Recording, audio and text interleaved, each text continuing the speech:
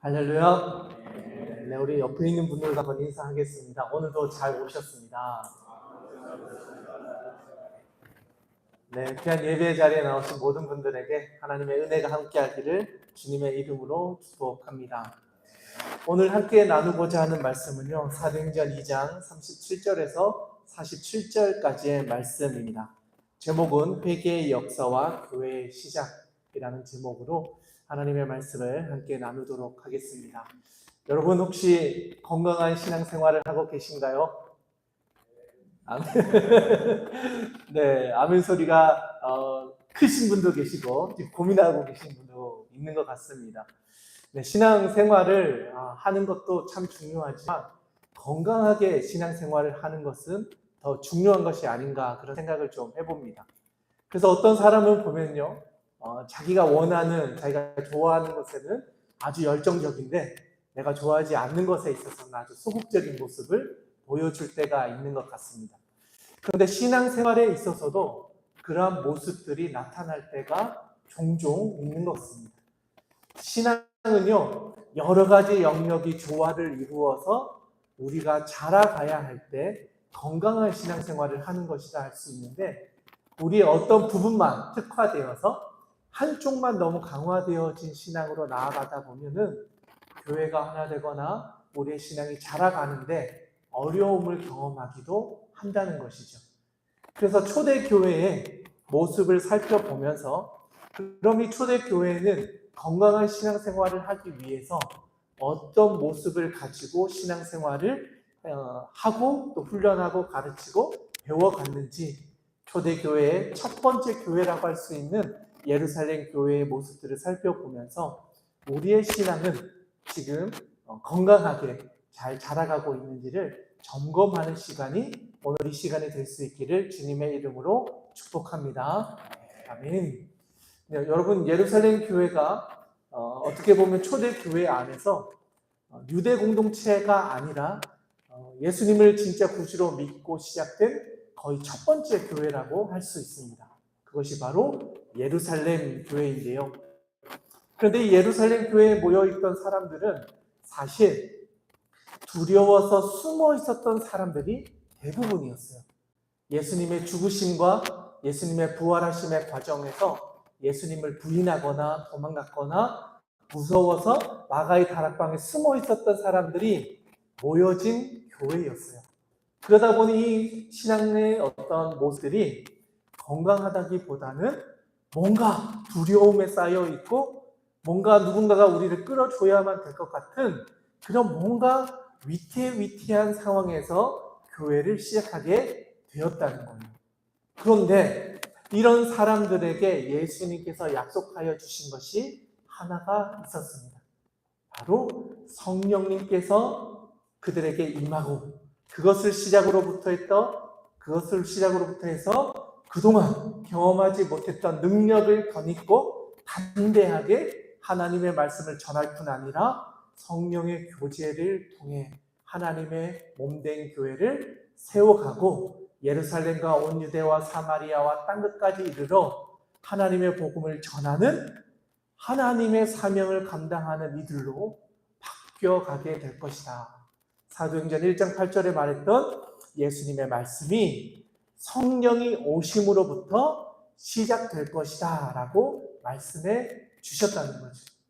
그러니까 이 예루살렘 교회의 시작은요, 사실 두려움과 걱정과 세상으로부터 오는 많은 시선들로부터 연약했던 사람들, 두려움이 있었던 사람들, 걱정이 있었던 사람들, 근심이 있었던 사람들, 하나님께서는 그들에게 성령을 보내주셔서 그들이 행할 수 없는 것을 감당할 수 있는 사람으로 바꾸어 주셨다는 것입니다. 바라기는 오늘 이 자리에 있는 우리들의 심령 가운데 두려움과 걱정과 세상에서의 모든 짐을 지고 있는 우리들에게도 하나님 아버지께서는 성령을 보내주셔서 그 모든 것들을 이겨내고 하나님의 사명과 하나님의 비전을 가지고 이 땅에서 하나님의 나라를 세워가기를 원하시고 그것을 지금도 이루어 가시는 줄로 믿습니다.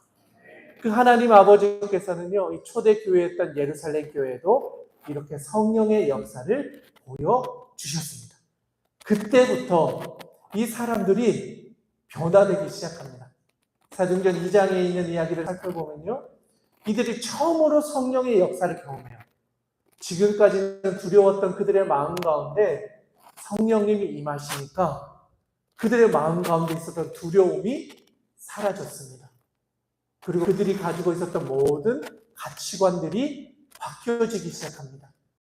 그들이 소중하게 여겼던 것들이 더 소중하지 않고 오히려 하나님의 뜻과 하나님의 나라를 세워가는 것에 내 삶을 드리는 것을 두려워하지 않게 변화되어졌습니다.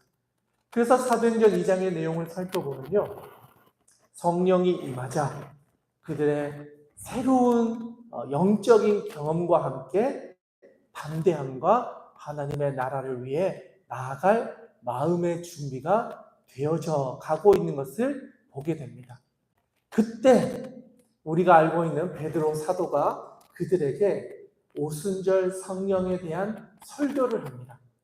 하나님께서 우리에게 주시기로 하셨던 이 성령은 구약에 있는 선지자를 통해서 이미 예언되어져 있었고, 그 성령이 우리에게 임함으로 인해서 우리는 더 이상 죄의 노예가 아니라 새로운 사람으로서 하나님의 나라를 세워갈 수 있는 새로운 피조물로 우리가 부르심을 받게 되었습니다. 예수 그리스도를 통해서 우리는 새로운 피조물로 하나님의 나라를 꿈꾸며 살아갈 수 있는 사람이 되었습니다라는 선포를 하게 돼요.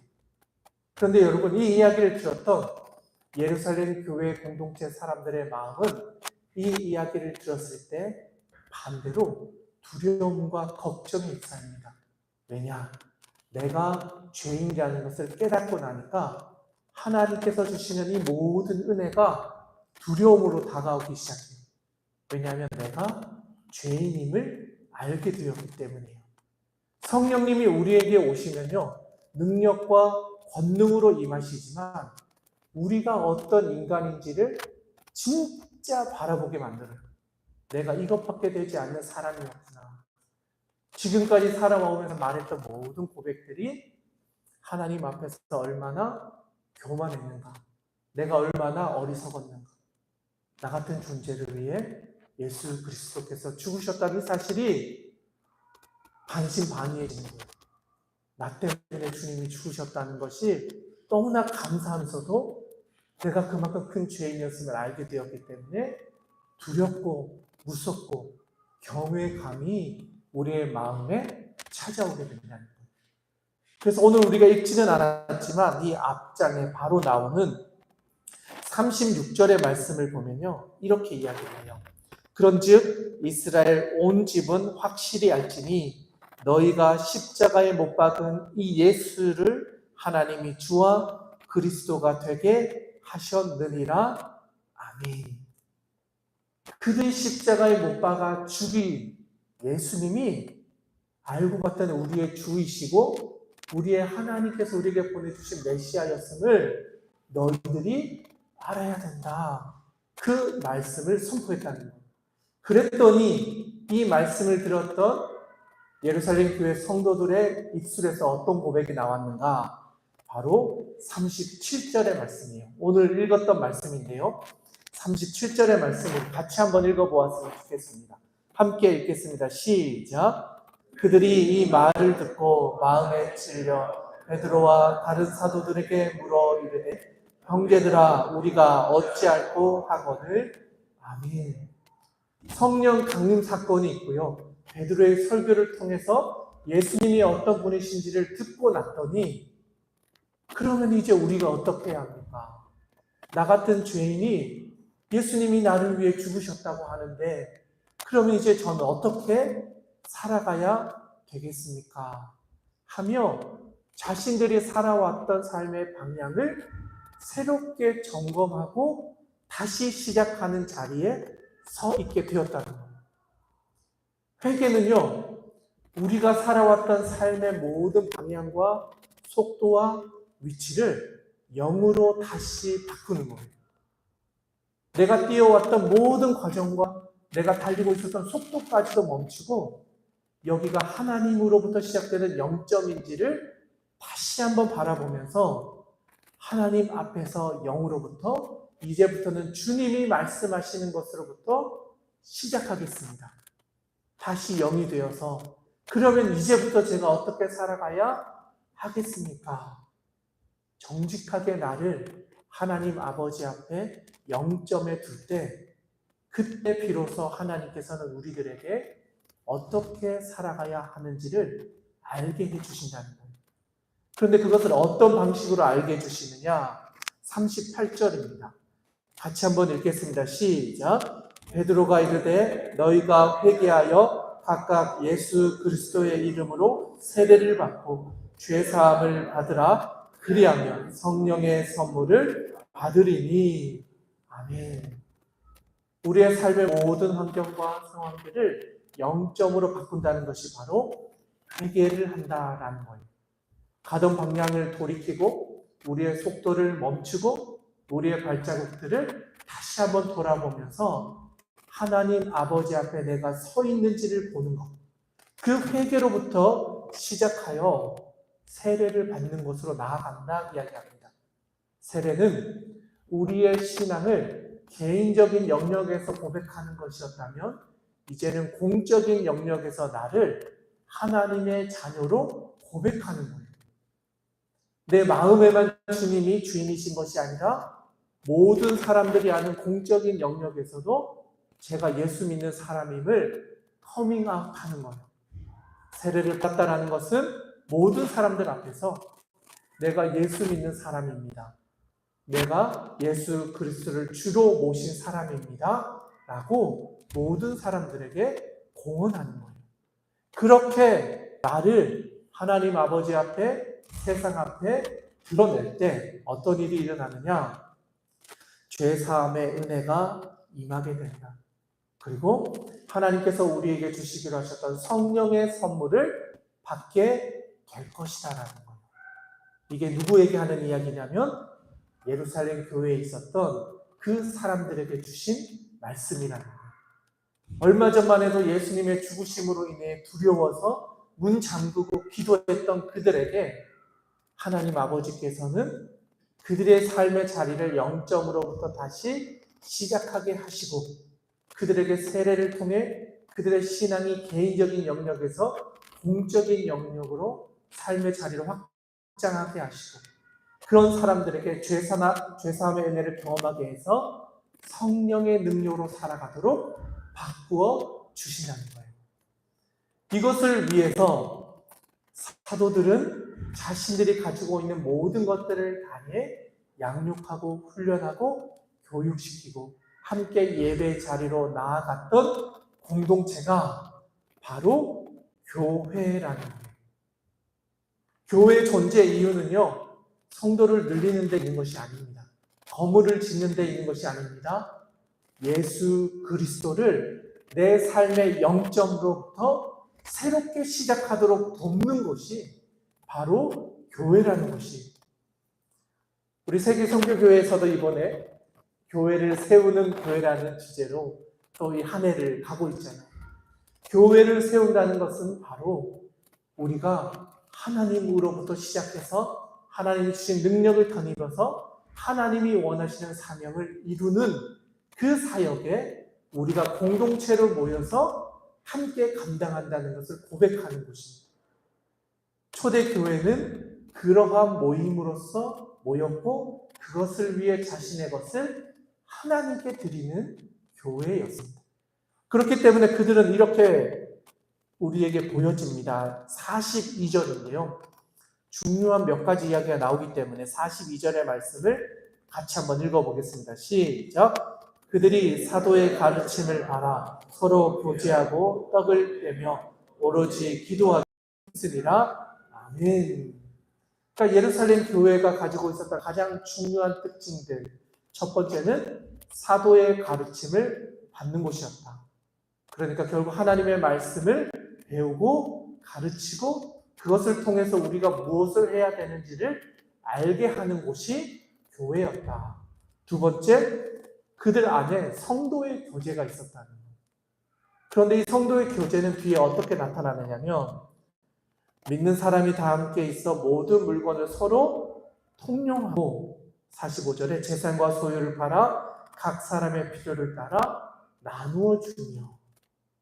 성도의 교제는요, 나에게 풍성한 것을, 누군가에게 부족한 것을 채워줄 수 있도록 흘려보내는 성도의 교제를 이야기하는 거예요. 나에게 넘치는 것이 있다면 그것을 흘려보내 주어서 부족했던 그들의 것을 채워서 그들도 풍성할 수 있도록 돕는 교제의 모습으로 나타난다는 거예요. 그리고 또 한 가지가 있는데 바로 오로지 기도하기를 힘쓴다라는 거예요. 교회는 모여서 우리의 것을 자랑하거나 우리의 자녀의 성공을 이야기하는 곳이 아니라 기도에 힘쓰는 곳이 되어야 합니다. 교회 공동체가 해야 될 가장 중요한 것은 하나님께 예배하고 우리가 기도함으로 하나님이 주시는 영적인 것을 공급받는 곳이어야 한다는 것입니다. 초대교회였던 이 교회는 이것을 교회가 해야 될 가장 중요한 사명이자 사역이라고 생각했어요. 그랬더니 은혜 받은 그들의 심령 가운데서 나의 것을 팔아서 나누어 주는 것을 아까워하지 않는, 누구도 경험해보지 못했던 사랑의 성도의 교제가 이루어지는 곳이 바로 교회였다는 거예요. 그래서 이런 교회의 모습을 주변에서 보니까 지금까지 경험해보지 못한 사람들의 모임이었어요. 그래서 사람들이 오히려 교회 사람들을 두려워했다라고 이야기해요. 왜냐하면 그 시대에 살았던 사람들은 나의 성공과 나의 유익과 내가 뭔가 이루기 위해 자기의 인생을 살아갔는데, 예수 믿는 이 사람들은 자기의 것을 팔아서 어려운 사람들도, 우리의 공동체에 어려운 이들이 있다면 내 것을 주는 것을 아까워하지 않는 사람들이었다는 거예요. 그러니까 예수 믿는 사람이다라고 하면 기본적으로 희생하는 사람, 섬기는 사람, 힘들지만 자기의 이웃들을 위해 자기의 것을 내어놓는 것을 아까워하지 않는 사람, 그런 사람들을 보니까 두려웠어요. 그런데 그 다음에 반응은 나도 그들과 함께하고 싶다는 거였어요. 나도 어려움이 당하고 고난을 당하고 누구도 나를 챙겨주지 않는 그런 고난 가운데 있을 때 나를 위해 기도해 주는 사람, 나를 위해 울어주는 사람, 우리의 가정에 어려움이 있을 때 누구보다도 우리의 가정을 위해 눈물을 흘리며 엎드릴 수 있는 사람, 그 사람들이 예수를 믿는 사람들이었다. 그러니까 내가 뭔지는 모르지만 예수 믿는 사람들의 모임 안에 나도 들어가고 싶고 그들과 함께 내 인생을 살아가고 싶고, 그러니 그 모임 가운데 사람들의 수가 날마다 늘어나기 시작하는 거예요. 예수 믿으세요라고 전한 것이 아니라 그들의 삶을 보니 나도 저들과 똑같은 삶을 살고 싶고 그들이 살아가는 그 아름다운 모습으로 내 인생을 살고 싶은 거예요. 두려웠던 그 마음이 변해서 이제는 부러움이 되는 거예요. 나도 저들처럼 살고 싶다. 저들이 보내주는 그 사랑의 공동체 안에 나도 들어가고 싶다. 외로운 이 인생 가운데, 두려운 이 인생 가운데 언제 내 인생이 막다른 골목에 설지 모르는 이 시대 가운데서 유일하게 나를 위해 울어주고 슬퍼해주고 공감해 줄 수 있는 그들이 모여있는 교회라면 나도 들어가고 싶다 말하고 있는 그들이 교회에 함께 모이다 보니 날마다 성도의 수가 많아지고 이제는 3,000명이 넘는 성도들이 모여서 예수 믿는 삶을 살게 되었다는 것입니다. 저는 오늘 이 자리에 있는 여러분들의 인생 가운데 이러한 초대교회의 모습을 여러분들의 교회 가운데, 그리고 우리 세계선교교회 가운데서 경험할 수 있기를 원합니다. 교회는 우리를 살리는 곳이에요. 우리를 회복하게 하는 곳이고 예수님께 나아가게 하는 곳입니다. 교회가 우리에게 무거운 짐을 주는 것이 아니라 교회를 통해 우리가 죽어가던 우리가 다시 살아나게 되고 우리의 삶의 방향을 다시 한번 점검해서 건강한 신앙생활을 할 수 있도록 돕는 곳입니다. 그 시작점이 어디냐? 바로 우리가 하나님 아버지 앞에 회개하는 그 순간 하나님 아버지께서는 우리를 통해 하나님의 교회를 세워가고 계신다는 사실입니다. 여러분 한 사람 한 사람이 하나님이 이루고자 하시는 교회의 시작이고 우리가 교회라는 사실입니다. 오늘 이 자리에 있는 여러분들의 인생 가운데 여러분 자신이 하나님이 그렇게 귀하게 여기셨던 예수 그리스도의 피값으로 사셨던 교회였다는 사실을 잊지 않으시기를 원합니다. 내가 바로 그 교회이구나. 나를 위해 예수님께서 피값을 우리를 위해 드리면서 십자가에서 죽으시고 부활하셔서 이제는 성령을 통해 외로웠던 교회들을 묶어서 이제는 하나됨을 통해 교회가 더 풍성함을 통해 하나님의 나라의 역사를 감당할 수 있도록 우리에게 역사해 주시냐는 사실을 믿고 나아갈 때 오늘 우리의 삶이 건강한 신앙으로 하나님께서 주신 그 기쁨을 누리며 살아갈 수 있게 될 줄로 믿습니다. 그렇게 살아가는 저와 여러분 될 수 있기를 주님의 이름으로 축원합니다. 함께 기도하겠습니다. 하나님 아버지, 오늘 우리에게 주신 귀한 말씀을 우리의 마음판에 잘 새기게 하여 주시옵소서. 우리가 살아가는 삶의 모든 순간순간 주님이 함께하여 주셨기에 우리의 발걸음이 새로워지고 또 하나님께서 주시는 성령의 능력으로 주와 함께 지어갈 수 있음을 고백합니다. 하나님 우리의 삶을 붙잡아 주시고 하나님의 나라를 위하여 우리 세계선교교회가 힘을 모아 그 사명을 감당하게 하여 주시옵소서. 또 하나님 우리의 마음을 모아서 하나님께 드린 귀한 예물들 하나님 받아주시고 하나님의 나라에 귀하게 사용하여 주시옵소서. 하나님 아버지께 모든 것을 올려드리오며